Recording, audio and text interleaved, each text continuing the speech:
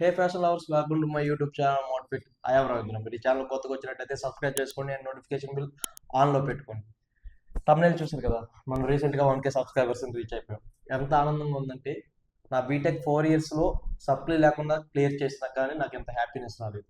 ఈ హ్యాపీనెస్కి రీజన్ మీరే. So thank you guys. Me support ఎలాగే ఉంటుందని అనుకుంటున్నాను. అండ్ ఇంకేం చెప్పాలి, నేను యూట్యూబ్ ఎలా స్టార్ట్ చేసానో డిస్కస్ చేస్తాను. సెకండ్ ఇయర్ ఎండింగ్లో అనుకుంటా, అప్పుడే వీడు పరిచయం అయ్యాడు నాకు, సాయి కిరణ్ అని.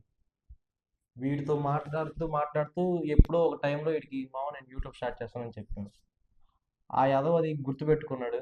అదే, అది ఒక రీజన్ అయి ఉండొచ్చు. 4-2లో ఇంటర్వ్యూ అటెండ్ అయ్యాను. తెలిసిందేగా, దొబ్బింది.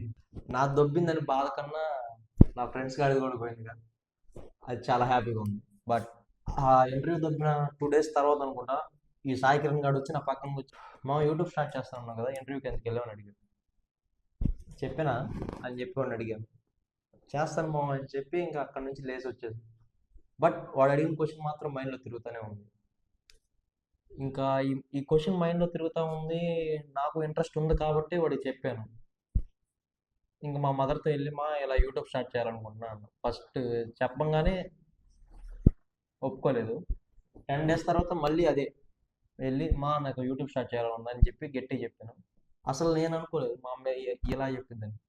సరే నీకు ఎక్విప్మెంట్ ఏం కావాలని చెప్పి అడిగింది.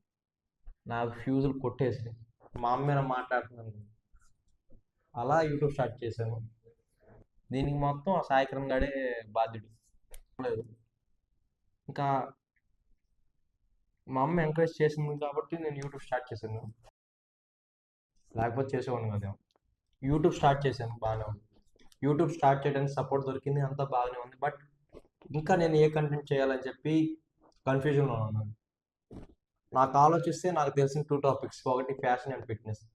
ఈ 2 topics రిలేటెడ్ కంటెంట్ క్రియేట్ చేద్దాం అనుకున్నాను.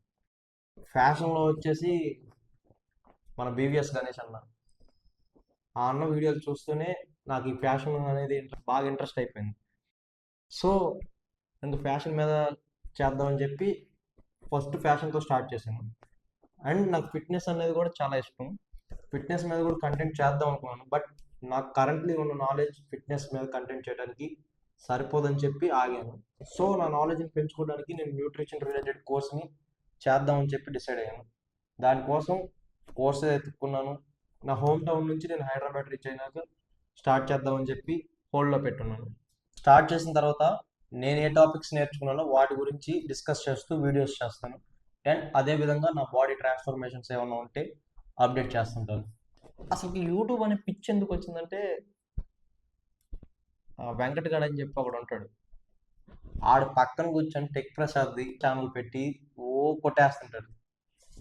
మనకి టెక్నాలజీ ఇంట్రెస్ట్ లేకపోయినా కానీ, ఒక టైంలో టెక్ ప్రసాద్ది లైఫ్ స్టైల్ ఛానల్లో ఒక వీడియో వచ్చింది. ఆ వీడియో చూడంగానే ఓ ప్రసాద్ అన్న మన ఒంగోలేనా అనిపించింది. మన ఒంగోలు కూడా కంటెంట్ క్రియేట్ చేయొచ్చు అన్న గట్ ఫీలింగ్ మాత్రం అన్నం చూసే వచ్చింది. ఇంకా నాకు మైండ్లోంచి ఇంక పోట్ల యూట్యూబ్ ఎట్టగానే యూట్యూబ్ మీద కంటెంట్ చేయాలని చెప్పి ఫిక్స్ అయిపోయి కంటెంట్ చేయడానికి స్టార్ట్ చేశాను. ఎంతవరకు చేస్తానో చూడాలి. బట్ ఇది మాత్రం మైండ్లో ఫిక్స్ అయి ఉన్నాను కాబట్టి ఖచ్చితంగా పిచ్చి పడేద్దాం. ఇది చాలే, ఇంకా ఎక్కువ చెప్తే సోది అయిపోద్ది. సో నెక్స్ట్ వీడియోలో మీట్ అవుదాం.